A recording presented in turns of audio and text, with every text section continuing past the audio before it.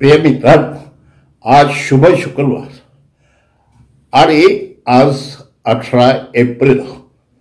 आजच्या दिवशी आपण शुभ शुक्रवारच्या दिवशी विचार करूया की प्रभू येशू ख्रिस्ताने जे 7 शब्द क्रुसावर मरत असताना उच्चारले, म्हणजे अत्यंत जिव्हाळ्याचे असे ते शब्द त्याच्या अंतःकरणाला स्फोरलेले आणि योग्य वेळी योग्य शब्द उच्चारून त्याने समाजाला आणि परमेश्वराला खुश करण्याचा प्रयत्न केला.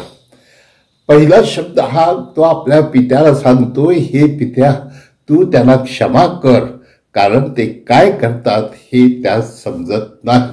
आणि विशेषतः लूकच्या शुभोर्तामध्ये अध्याय 23 आणि 34व्या ओळीमध्ये हे आपल्याला सापडेल. परंतु माझ्या प्रिय मित्रांनो, हा त्याचा महत्वाचा अर्थ आहे की ज्या लोकांनी येशू ख्रिस्ताला क्रुसावर खिळलं, त्यांच्या हातापायाला खिळे ठोकले, विशेषतः त्यांच्या कुशीत भाला भोसकला, अशा ह्या माणसाला प्रभू येशू ख्रिस्त क्षमा करतो.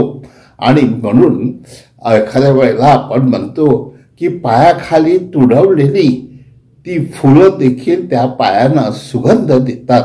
त्याप्रमाणे येशू ख्रिस्त जणू काही आपल्या परमेश्वर पित्याचा हा सुगंध ठरलेला आहे.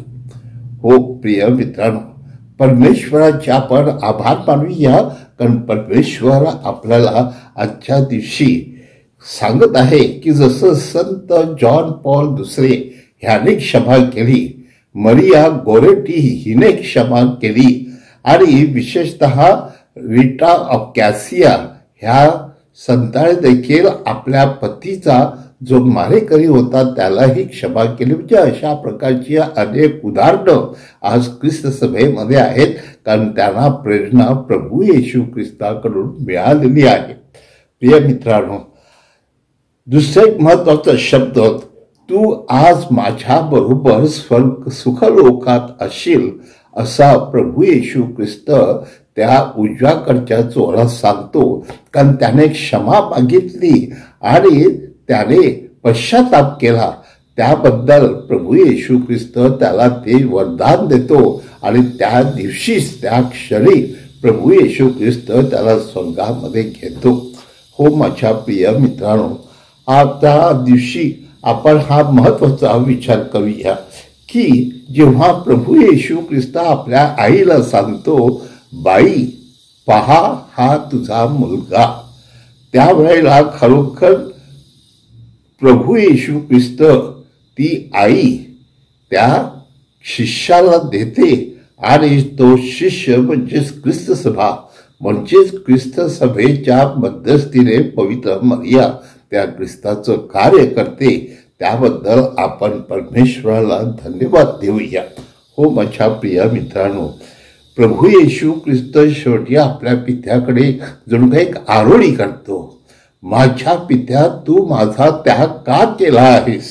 म्हणजे प्रभू येशू ख्रिस्ताच्या जीवनामध्ये जे दुःख, जो क्रूस, ह्यावरून त्याला वाटतं की मी आता एकटा पडलेलो आहे, माझं असं कोणी नाही, आणि अशा परिस्थितीमध्ये तो ही आरोळी करतो. परंतु माझ्या प्रिय मित्रांनो, या जगामध्ये जे अनेक एकटे पडलेले आहेत, त्यांच्या जीवनामध्ये हेही त्यांना सहन करावं लागतं आणि त्यांना वाटतं की परमेश्वराने मला हे एकटं का टाकलेलं आहे, माझा त्याग का केलेला आहे. उदाहरणार्थ एखादी विधवा स्त्री, तिला देखील वाटेल की माझ्या तारुण्यामध्ये मला परमेश्वराने ही का शिक्षा दिली. हो माझ्या प्रिय मित्रांनो, अशा प्रकारचे अनेक लोक आहेत. परंतु प्रिय मित्रांनो, प्रभू येशू ख्रिस्त जेव्हा म्हणतो मला तहान लागली आहे, ही तहान म्हणजे केवळ पाण्यासाठी नाही, तर जणू काय सगळ्यांच्या आत्म्यासाठी, की सगळ्यांना ते दुःख वाटावं आणि सगळ्यांनी पश्चातापाद्वारे येशू ख्रिस्ताकडे वळावं, यासाठी प्रभू येशूला ही तहान लागली आहे. आणि म्हणून अशाही परिस्थितीमध्ये प्रभू येशू आपल्या पित्याला सांगतो आहे, सर्व काही पूर्ण झालेले आहे. म्हणजे येशू ख्रिस्ताबाबत परमेश्वर पित्याची जी इच्छा होती, जे मिशन कार्य त्याला दिलेलं होतं ते त्याने पूर्ण केलेलं आहे आणि त्याबद्दल जणू काही येशू आणि देवपिता खुश आहे, ही एक भावना ह्या ठिकाणी व्यक्त केलेली आहे.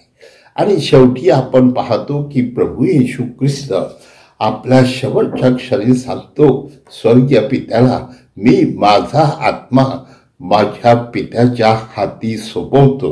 हो माझ्या प्रिय बंधूंनो, त्याच लूकच्या शुभवर्धामध्ये अध्याय 23:46 मध्ये आपल्याला हे शब्द सापडतील. म्हणजे उद्दिष्ट हेच की शेवटी माझा आत्मा जो आहे हा पित्याकडून आलेला आहे आणि तो मी पित्याच्या हाती सोपवितो, कारण मी माझं कार्य पूर्ण केलेलं आहे. म्हणजे प्रत्येक मनुष्य जेव्हा आपलं कार्य पूर्ण करेल तेव्हा तो आनंदाने सांगेल, आज मी माझा आत्मा तुझ्या हाती सोपवतो. हो माझ्या प्रिय बंधूंनो, त्यासाठी आपण आजच्या ह्या शुभ शुक्रवारच्या दिवशी प्रार्थना करूया.